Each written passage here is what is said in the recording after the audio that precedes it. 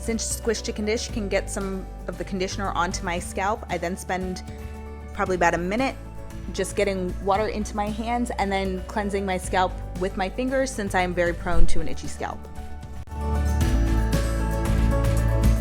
Once that's done, I grab my brush for the very last time, and it's to spread my hair around my head so that I can actually get my product distributed evenly.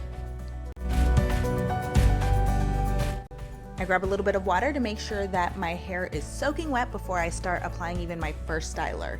Then I go in with some leave-in conditioner. Sometimes it's a little bit of the conditioner that I was using to wash with, sometimes it's a separate leave-in.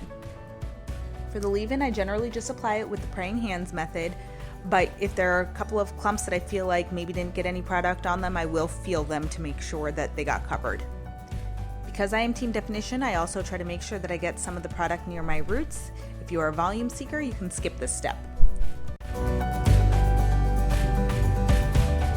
I make sure my hands are wet before I go in with my styler. If you are going to be using multiple stylers, you just do the same thing for every single step. For this one, I just happen to be using leave-in and one styler. When I go in with my styler, I make sure that my clumps are really coated. A lot of the time I'll take it and actually go clump by clump to do so.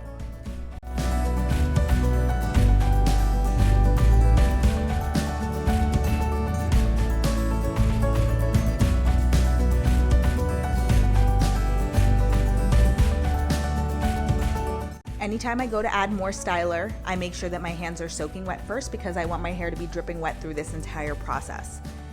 You'll see me feeling around my hair, and it's not because I'm raking, but I'm actually feeling for where my clumps might naturally break when I move my head position. And I try to get some of the styler in between there so that it doesn't frizz up.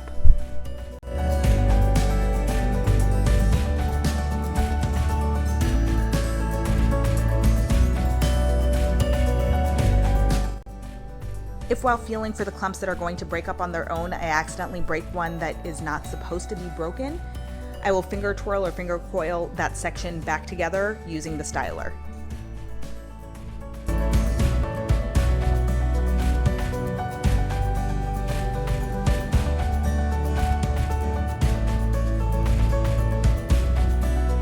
Once I know my lengths are coated, I really make sure to get some styler in by the root because, as I said before, I prefer definition. This is crucial if you want to avoid halo frizz as well.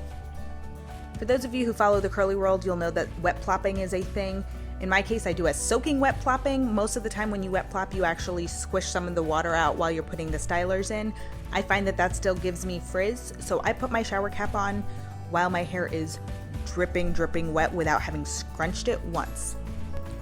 Once my body is rinsed off, I tie a towel around my neck like a cape to catch any of the drips from my hair being that soaking wet, while I go get a towel for my body, throw on clothes, whatever I'm going to do.